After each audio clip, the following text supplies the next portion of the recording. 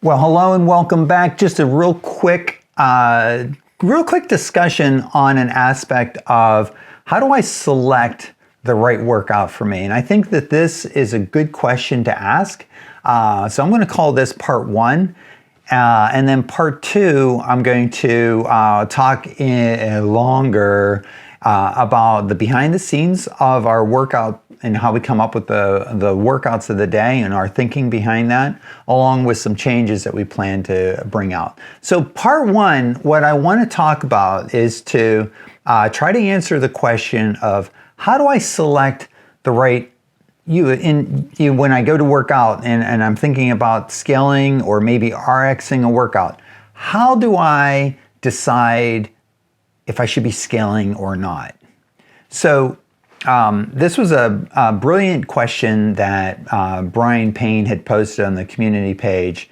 And when I saw it, I thought, well, that's an excellent question. And interestingly, when I went to the gym in the evening, Coach Elvis was there and he says, hey, I saw this article and it talked about how sometimes we're RXing a workout and we're selecting a particular barbell when we should be, and we're targeting strength when we should be targeting intensity.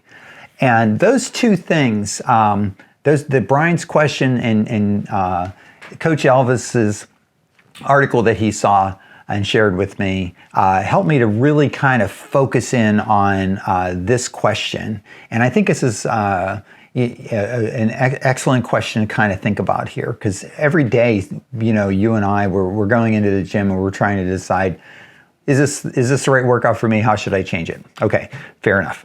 So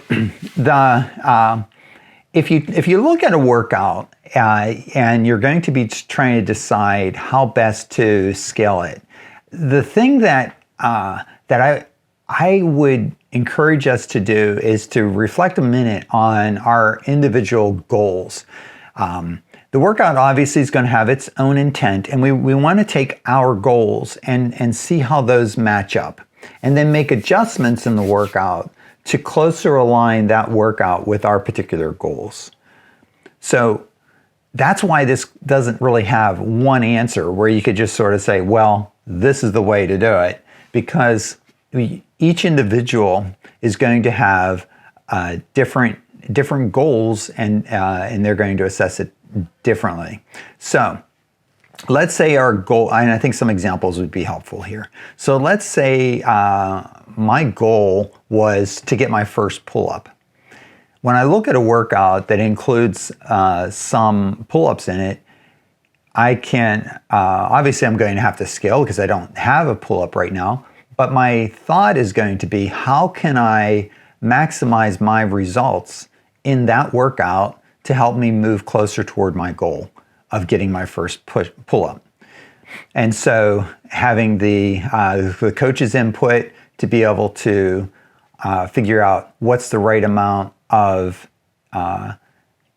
intensity relative to that, meaning with pull-ups, what's the right progression? Should I be using a box or a band, or how many repetitions should I be doing, and so on? And the coach is going to be an excellent resource for you for figuring out what's going to be about right for that. And so that's one example of a goal and how we're going to be tailoring that workout specifically for that particular goal. Another goal, as we are, let's say that I have enough strength to do the pull-up, and I can even do a few of them strict. How would I tailor that particular workout when what I recognize is that I drop from the bar after only doing 2 or 3 reps, and I'm having difficulty stringing them together? So in that case, more on possibly gymnastics technique, or we could even talk about stamina and building the stamina in that workout so that I can remain on the bar for longer and be able to complete. So depending on your goals, you're going to be able to tailor that workout specifically for you. Looking at the article that Coach Elvis had shared with me, the discussion was on how oftentimes we are targeting our strengths when we should be targeting instead intensity. And let me give you an example of what that is and why, what that means. So a lot of the standard CrossFit workouts might have a 65-pound barbell for ladies and a 95-pound barbell for gentlemen. Let's say I can do the 95-pound barbell. I'm strong enough to do the 95-pound barbell. But just because I can do it, should I be doing it? Well, if I'm targeting my strength, then I would say, yes, okay, I'm strong enough to do that barbell. That's my goal. I want to get strong enough to do 95-pound barbell every day. So I might choose to do that workout targeting the strength.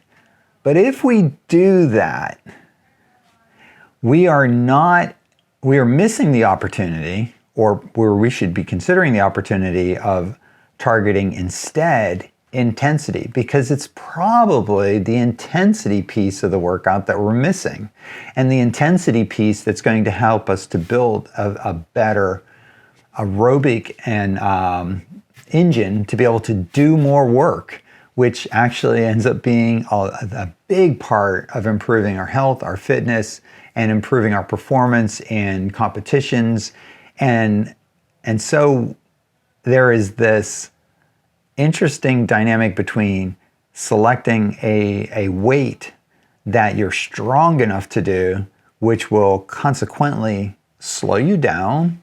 And although the intensity will be high in quick bursts, you're going to take longer breaks, obviously, as you can try to complete rounds and so on. And so we miss the piece on the intensity sometimes. And so a better way to think about scaling a workout is going to be, back to the thing, maximizing our results. How do I maximize my intensity in this workout? And so when you think about results in terms of intensity, what that means is being able to complete as much work as possible in the time that's provided, like an AMRAP, or to try to complete the rounds and reps as quickly as possible. And that's where the time cap and the coach's description of the workout will help us to get a good feel for, is this a workout that every round should be about 2 minutes long?